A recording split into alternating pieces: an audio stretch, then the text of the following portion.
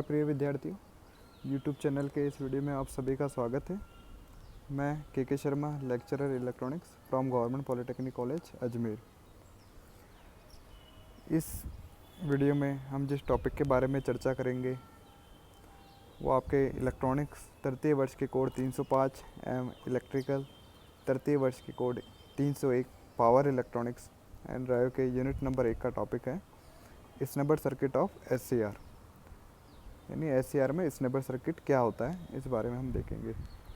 तो उससे पहले हम स्नैपर सर्किट को पढ़ने से पहले हम देखेंगे कि इसमें प्रोटेक्शन कौन कौन सी दी जाती है SCR सर्किट में। तो there are 2 types of thyristor protection. यानी SCR डिवाइस को जब भी हम सर्किट में यूज़ कर रहे हैं तो उसमें किस तरह की प्रोटेक्शन की ज़रूरत पड़ती है। तो वहाँ 2 टाइप की प्रोटेक्शन हमारे पास आता है मेनली। पहला आता है di/dt प्रोटेक्शन। जैसे di/dt आपका टाइम के रेस्पेक्ट में करंट कितना चेंज हो रहा है, यानी rate of change of current, यानी di/dt प्रोटेक्शन। तो reliable operation of thyristor SCR demands that its specified rating are not exceed. जैसे ये कहना चाह रहा है कि जब हमने थायरिस्टर या SCR डिवाइस है इसको हम ऑन करते हैं, तो इसको बाय या तो गेट पल्स के द्वारा ऑन करते हैं, या जनरली हम ऑन करते हैं, या वैसे भी हम एनोड कैथोड से सप्लाई देके ऑन करते हैं। तो मैक्सिमम इसका टर्न ऑन मेथड कौन सा यूज़ आता है आपके पास, गेट पल्स द्वारा या गेट ट्रिगरिंग द्वारा हम SCR को ऑन करते हैं। तो when thyristor is turn on by gate pulse then the rate of rise of anode current at that time must be keeped below the specified limiting value, otherwise SCR may be damaged by heating due to large current. मतलब इसका कहने का तात्पर्य है कि जब हम SCR device को गेट पल्स के द्वारा ऑन करते हैं तो SCR क्या होता है, जो फॉरवर्ड ब्लॉकिंग मोड में था वो सडन चेंज होकर किस में आता है, फॉरवर्ड कंडक्शन मोड में चेंज होता है, या ऑफ से वो ऑन स्टेट में मूव होता है। तब आपके क्या होता है कि जो करंट की वैल्यू है जो कि ब्लॉकिंग मोड में बहुत कम थी, अब करंट की वैल्यू आपके सडनली इंक्रीज़ होने लगेगी। तो जो सडन वैल्यू इंक्रीज़ हो रही है, जो उसकी रेट है इंक्रीज़ होने की, यानी di/dt, वो जो स्पेसिफाइड वैल्यू है SCR की, उसकी स्पेसिफाइड लिमिटिंग से हमेशा कम होनी चाहिए। अदरवाइज़ क्या होगा कि जो भी SCR हमारे पास बना है या मार्केट में है, तो उसकी जो स्पेसिफिकेशन रहती है उसमें इसकी रेट दी हुई रहती है कि भाई di/dt या रेट ऑफ ये SCR इतनी रेट ऑफ जो change current, rate of change of current है di/dt, इतने तक की SCR आपका वर्क करेगा। तो उसकी कोई स्पेसिफाइड लिमिट रहती है। तो आपकी जो हम SCR जिस भी डिवाइस में SCR यूज़ कर रहे हैं उसको गेट पल्स से ऑन कर रहे हैं, तो आपके पास जो करंट इंक्रीज़ हो रही है और इंक्रीज़ होने की जो दर है वो दर क्या होनी चाहिए, उसकी स्पेसिफाइड लिमिट से हमेशा कम होनी चाहिए। अदरवाइज़ SCR में भी damaged by heating due to large current. क्या होगा, SCR डिवाइस डैमेज होने का खतरा रहेगा ड्यू टू हीटिंग, क्योंकि जितना करंट अगर मैक्सिमम फ्लो होगा तो उतना उसमें हीट बढ़ेगा SCR डिवाइस का, और ज़्यादा अगर हीट बढ़ता रहा तो SCR हमारे पास बर्न हो सकता है। तो ये तो आपके पास है एक di/dt प्रोटेक्शन। अब प्रोटेक्शन करने के लिए क्या होता है, ये तो प्रॉब्लम थी कि भी rate of rise of current, यानी करंट अगर बढ़ती है इससे ज़्यादा स्पेसिफाइड लिमिट से अगर ज़्यादा आपकी जा रही है, तो उसको ओवरकम करने के लिए हमें क्या करना होगा। तो the value of di/dt can be control और maintain below specified limit by using a small inductor called di/dt inductor in series with anode circuit और सीरीज विथ SCR। तो कहना चाह रहा है कि जो ये हमारे पास प्रॉब्लम है SCR की, करंट सडनली हमारे पास इंक्रीज़ कर रहा है, उसको हम कंट्रोल या मेंटेन किस द्वारा कर सकते हैं कि SCR डिवाइस हमारे पास जो सर्किट या एनोड सर्किट है या SCR सर्किट है, ये डिवाइस है SCR, उसके सीरीज में एक इंडक्टर हम कनेक्ट करेंगे, जिसे हम बोलते हैं di/dt इंडक्टर भी बोलते हैं SCR के रेस्पेक्ट में। वो कनेक्ट करके हम इसकी वैल्यू को कंट्रोल या मेंटेन कर सकते हैं। क्योंकि आपके पास इंडक्टर की प्रॉपर्टी क्या होती है कि इंडक्टर और कैपेसिटर दोनों की प्रॉपर्टी क्या क्या होती है। कैपेसिटर तो अपने अंदर चार्ज स्टोर करता है, किस फॉर्म में, वोल्टेज के फॉर्म में। यानी कैपेसिटर के अक्रॉस जो वैल्यू रहती है वोल्टेज की, वो 0 से लेकर धीरे धीरे जो टाइम कांस्टेंट के अकॉर्डिंग उसकी वैल्यू क्या होगी, जो भी आपने अप्लाई वोल्टेज दिया हुआ वहाँ तक इंक्रीज़ होगी 0 से भी। ऐसे ही इंडक्टर भी आपके पास क्या करता है, एनर्जी स्टोर करता है, और किस फॉर्म में करता है, करंट के फॉर्म में। यानी इंडक्टर के अक्रॉस जो करंट फ्लो हो रही है उसकी वैल्यू इनिशियली तो 0 रहेगी, और 0 से लेकर धीरे धीरे जो सर्किट करंट की वैल्यू है आई वहाँ तक बढ़ेगी विथ टाइम कांस्टेंट τ = L/R। यानी जो इंडक्टर की वैल्यू L और अपॉन जो सर्किट का रेजिस्टेंस रहता है आर, यानी उतने टाइम कॉन्स्टेंट्स के अकॉर्डिंग होगी। तो सडन वैल्यू एकदम जो हमारे पास D I by D T sudden value increase कर रही है, एस सी आर के अक्रॉस करंट की वैल्यू इंक्रीज़ कर रही है, तो सीरीज में हमने एक इंडक्टर ऐड कर दिया। इंडक्टर ऐड करने से क्या होगा, जो इंडक्टर के अक्रॉस ऑफ करंट की वैल्यू जो फ्लो होगी वो सडनली एकदम हाई वैल्यू फ्लो ना होके वो जीरो से लेकर इंडक्टर के अक्रॉस, जीरो से लेकर जो सर्किट करंट है उस तक वैल्यू धीरे धीरे इंक्रीज़ होगी, धीरे धीरे किस हिसाब से, टाइम कांस्टेंट के अकॉर्डिंग। और एल की वैल्यू हम ऑलरेडी स्मॉल इंडक्टर ले रहे हैं, यानी टो इज इक्वल टू क्या रहता है, time constant L by are.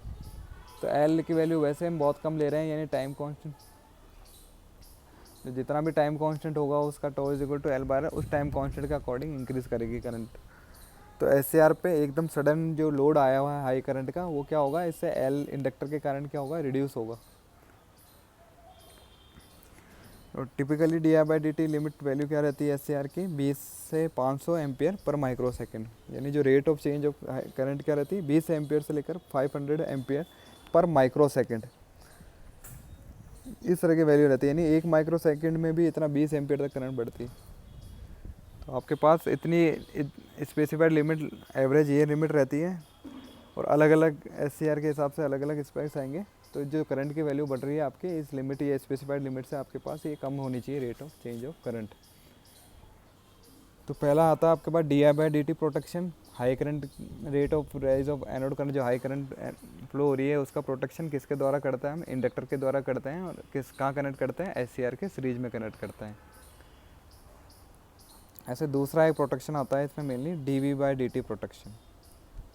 इसका मतलब है जो during turn on d we by D t turn on process, the rate of rise of forward anode to cathode voltage must be kept below the specified rated limit, otherwise it leads to false operation of thyristor circuit।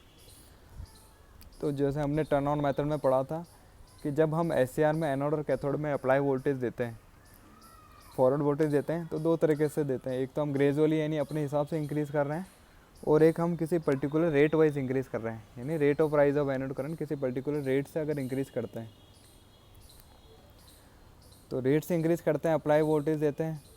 तो उसमें हमने देखा था कि जो junction J2 था वो reverse bias में था, एक पेपर प्लेट कैपेसिटर की तरह वर्क कर रहा था।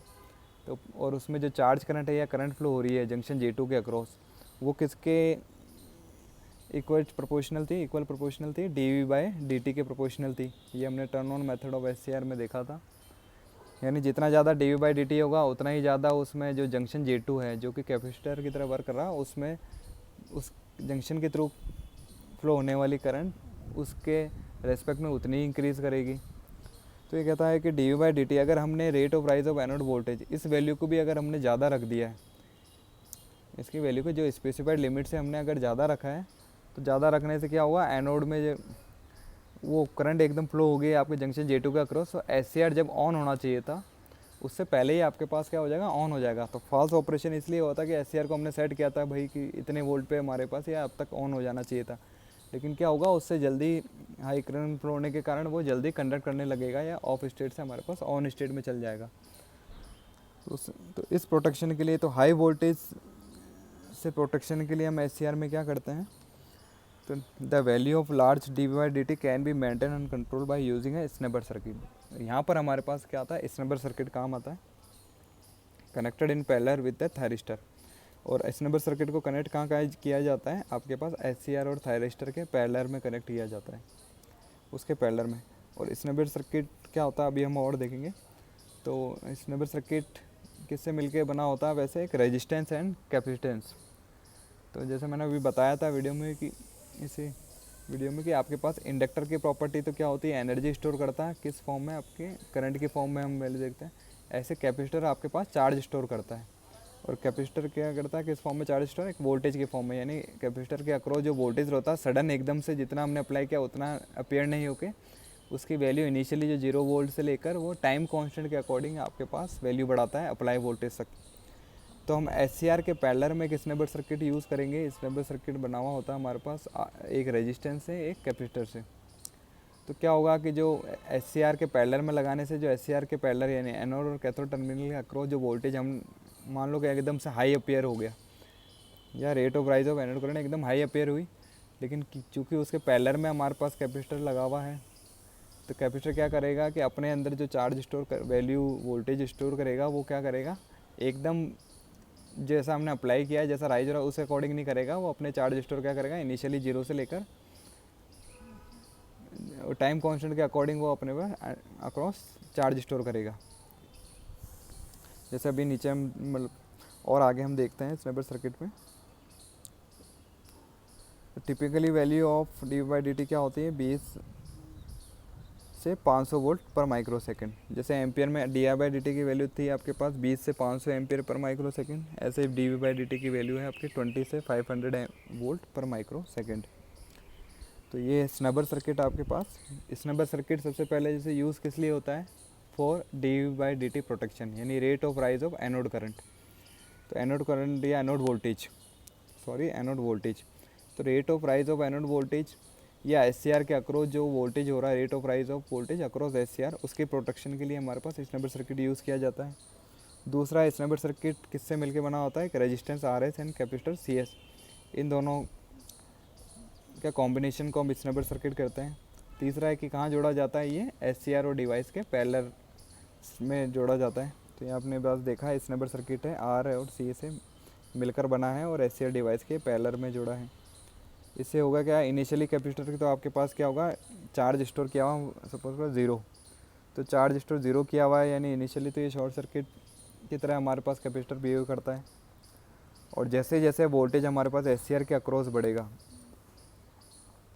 तो जैसे सर्किट में समझा रखा है कि ये सर्किट है, तो यहाँ पर क्या होगा, इनिशियली जो S C R forward blocking mode में रहता है, यानी एस सी आर अभी तक हमारे पास ऑन हुआ नहीं है, फॉरवर्ड ब्लॉकिंग मोड में है। तो एस सी आर अगर फॉरवर्ड ब्लॉकिंग मोड में है तो हाई रेजिस्टेंस ऑफर करेगा। हाई रेजिस्टेंस ऑफर करेगा तो हम मान के चलते हैं इनफाइनाइट रेजिस्टेंस ओपन करेगा, यानी ओपन सर्किट की तरह काम करेगा। तो आपके पास सर्किट में क्या होगा, कैपेसिटर जो चार्ज है इनिशियली, तो इनिशियली आपके पास क्या होगा, सर्किट में जो करंट फ्लो होगी वो किसके थ्रू होगी, एस सी आर के थ्रू तो फ्लो नहीं होगी, वो आर एस और सी एस के अक्रॉस फ्लो होगी। और आर एस और सी एस के थ्रू फ्लो होगी क्योंकि कैपेसिटर हम मैं मान के चलता हूँ इनिशियली वो स्टोर किया हुआ है, 0 वोल्ट स्टोर किया हुआ है। और धीरे धीरे 0 से अब अप्लाई वोल्टेज, यानी जो भी हम इसके अक्रॉस वोल्टेज मिल रहा है सर्किट के, वहाँ तक इसकी वैल्यू अब 0 से धीरे धीरे इंक्रीज़ हो रही है टाइम कांस्टेंट के अकॉर्डिंग। तो capacitor C H charge from initially 0 volt to applied voltage with time constant tau is equal to R C. तो इस सर्किट में हम देखते हैं कि जो एस सी आर के पैरेलल, क्योंकि पैरेलल में सर्किट है स्नैपर सर्किट, और पैरेलल में स्नैपर सर्किट होने से जो कैपेसिटर के अक्रॉस जितना ये कैपेसिटर चार्ज स्टोर कर रहा है, वोल्टेज स्टोर कर रहा है अपने अंदर, तो उसके रेस्पेक्ट में आपके पास क्या हो रहा है, एस सी आर के पैरेलल में वही वोल्टेज अप्लाई किस में हो रहा है, एस सी आर के अक्रॉस हो रहा है। यानी d we by D t जो अक्रॉस एस सी आर है वो, या अक्रॉस सी एस है, वो कितना इक्वल टू है d we by D t across S C R. यानी कैपेसिटर पैरेलल में अगर एस सी आर के, चूँकि ये पैरेलल में कनेक्टेड है और पैरेलल में वोल्टेज हमारे पास क्या रहता है, इक्वल रहता है। तो जैसे एस सी आर में हमारे पास हाई वोल्टेज अपेयर हुआ, तो उसके पैरेलल सर्किट में क्योंकि कैपेसिटर लगा हुआ है, तो कैपेसिटर ने वो चार्ज सर्किट क्या हो गया, वो कैपेसिटर अपने अंदर चार्ज स्टोर कर रहा है, अपने अंदर चार्ज स्टोर कर रहा है। तो उसके अंदर जो वैल्यू हो रही है 0 से, वोल्टेज की जो वैल्यू बढ़ रही है वो 0 से लेकर सडन एकदम से नहीं बढ़कर 0 से लेकर जो अप्लाई वोल्टेज है वो धीरे धीरे टाइम कांस्टेंट के अकॉर्डिंग बढ़ रही है। और क्योंकि पैरेलल में कनेक्टेड है, तो जो कैपेसिटर के अक्रॉस वोल्टेज है वही किस में अपीयर होगा, वापस एस सी आर में अपीयर होगा। यानी एस सी आर के टर्मिनल के अक्रॉस भी वैल्यू क्या हो रही है, कैपेसिटर के हिसाब से 0 से लेकर धीरे धीरे जो अप्लाई वोल्टेज है वहाँ बढ़ रही है। तो एकदम से सडन वोल्टेज नहीं बढ़ के आपके पास क्या हो रहा है, धीरे धीरे apply voltage S C R के अक्रॉस वोल्टेज धीरे धीरे बढ़ रहा है। तो हमें भी यही चाहिए, क्योंकि धीरे धीरे अपने अकॉर्डिंग ये स्पेसिफाइड लिमिट से बिलो ही बढ़ना चाहिए, इसकी हाई रेट से नहीं बढ़ना चाहिए।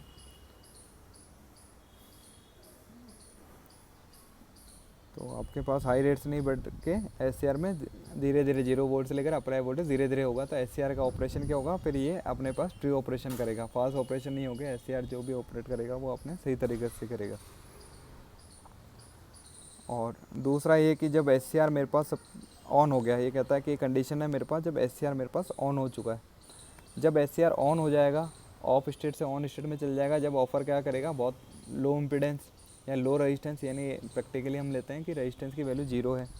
तो 0 है तो ये शॉर्ट सर्किट के एक तरह से कंडक्ट करने लगेगा, शॉर्ट होगा तो ये सर्किट आपका इस तरह से एस सी आर कंडक्ट करने लगेगा, तो शॉर्ट सर्किट है। तो शॉर्ट सर्किट होने से ये close circuit R S C S और एस सी आर के बीच में क्लोज सर्किट बनेगा, बंद परिपथ बनेगा। अब बंद परिपथ बनते क्योंकि सी एस अपने पास चार्ज स्टोर किया हुआ था, तो सी एस अपने पास कितना चार्ज स्टोर करेगा, वी बी ओ तक, ब्रेक और वोल्टेज। क्योंकि जब तक वो ब्रेक और वोल्टेज तक सी एस कैपेसिटर के अक्रॉस जो वैल्यू जब ब्रेक और वोल्टेज तक पहुंच गई, तो उस समय क्या होगा, ब्रेक और वोल्टेज तक पहुँच से एस सी आर ऑन हो गया। एस सी आर ऑन होते कंडक्ट करने लग गया, रेजिस्टेंस की वैल्यू कम हो गई, शॉर्ट हो गया। तो कैपेसिटर जो कि चार्ज स्टोर किया हुआ था अपने पास अंदर वैल्यू वी बी ओ, अब क्या होगा, क्योंकि क्लोज परिपथ बन गया है तो कैपेसिटर अपने अंदर जो वैल्यू स्टोर थी उसको वापस क्या करेगा, डिस्चार्ज होगा या रिलीज़ करेगा। तो कैपेसिटर क्या होगा, अब डिस्चार्ज होगा। डिस्चार्ज होने से यानी अपनी जो वोल्टेज की वैल्यू मैक्सिमम थी उससे वापस क्या होगा, वापस मिनिमम करेगा। अब डिस्चार्ज होने पे जो मैंने एरोज बता रखा है, यानी प्लस से माइनस, जो कैपेसिटर चार्ज हुआ था तो पहली प्लेट जहाँ से करंट एंटर करती है वो तो आपके पास प्लस पॉजिटिव साइन रहता है, जहाँ से लीव करती है वो नेगेटिव, जब कैपेसिटर चार्ज हो रहा था। चूँकि अब क्लोज परिपथ बन चुका है तो अब कैपेसिटर क्या होगा, अपनी वैल्यू को डिस्चार्ज करेगा, प्लस से माइनस इस डायरेक्शन में करंट फ्लो होगी। तो इस एस में क्या होगा, एक तो जो सर्किट में अगर कोई सी सर्किट में एस लगा हुआ है तो उस सर्किट के कारण एक करंट फ्लो हो रही है एस में, एक तो वो करंट, ऊपर से जो सी एस डिस्चार्ज हो रहा है उसकी करंट, जो एरो से बता रखा है, उन दोनों की करंट एस के अक्रॉस फ्लो होगी। तो इसे बोलते हैं एकदम कैपेसिटर जो चार्जिंग करंट। ऐसे हम इस करंट को क्या बोल रहे हैं, क्योंकि डिस्चार्जिंग करंट, क्योंकि कैपेसिटर क्या हो रहा है, डिस्चार्ज हो रहा है, तो इसे हम बोलेंगे डिस्चार्जिंग करंट। तो जो ये डिस्चार्ज करंट है वो उसकी वैल्यू भी एकदम हाई नहीं होनी चाहिए, क्योंकि एस के अक्रॉस डिस्चार्ज करंट, एकदम से डिस्चार्ज करंट हाई फ्लो होगी तो क्या होगा, एस वापस वही उसका टेम्परेचर हाई हो जाएगा, टेम्परेचर हाई होने से एस डैमेज या बर्न हो सकता है। तो इस कारण जो हमने बताया कि when S C R is turn on, C S is discharge through the S C R and sends to a current equal to, अब जो करंट फ्लो होगी, सपोज करो सी एस डिस्चार्ज, चार्ज कहाँ तक हुआ था, एक अप्लाई वोल्टेज वी एस तक हुआ था, हमने जो ब्रेक और वोल्टेज है उसको मैंने सप्लाई वोल्टेज सपोज करो वी एस ले लिया। तो जो करंट फ्लो होगी वो क्या होगी, V S upon R S C R plus R S. क्योंकि एस सी आर ऑन हो चुका है तो रजिस्टेंस ऑफ जो आर एस सी आर का वो तो बहुत लो वैल्यू होगी, लो वैल्यू होने के कारण करंट हाई होगी। तो इस कारण से हमने इसके सीरीज में आर एस ऐड किया है, जो सी एस है कैपेसिटर उसके अक्रॉस एक आर एस ऐड किया है, high value resistance. High value होने के कारण क्या होगा कि जो करंट फ्लो हो रही है डिस्चार्ज करंट, उसकी वैल्यू को क्या कर देगा, ये कम कर देगा। तो without R S the turn on d I by D t exceed the S C R may be destroyed burn due to high temperature. तो इस कारण से हमने जो स्नेबर सर्किट है, क्योंकि पैरेलल में केवल सी एस से भी काम चल जाता कैपेसिटर से, जैसे d I by D t के लिए हमने सीरीज में इंडक्टर जोड़ा था, ऐसे d we by D T protection के लिए हम पैरेलल में केवल कैपेसिटर जोड़ सकते थे, क्योंकि कैपेसिटर के अक्रॉस वोल्टेज क्या होगा, जीरो से धीरे धीरे बढ़ेगा। ऐसे सीरीज में इंडक्टर में जो करंट की वैल्यू है वो जीरो से लेकर धीरे धीरे इंक्रीज़ करेगी आपके सर्किट करंट के। लेकिन आर एस जोड़ने का रीज़न ये है क्योंकि एस सी आर जब सी कैपेसिटर हमारे पास जब डिस्चार्ज होगा तो डिस्चार्जिंग जो करंट होनी चाहिए वो एस सी आर के थ्रू फ्लो होगी, एस सी आर के थ्रू वो डिस्चार्जिंग करंट यानी वापस हुई D I by D T rate of rise of current की वैल्यू एकदम इंक्रीज़ नहीं होनी चाहिए, उसकी वैल्यू ज़्यादा नहीं होनी चाहिए। तो हमने एक लार्ज वैल्यू ऑफ रेजिस्टेंस यहाँ पर हम ऐड करेंगे। तो ऐसे स्नैपर सर्किट आपके पास किससे मिलके बना होता है, एक आर एस और सी एस दोनों से मिलके बना होता है। Thank you.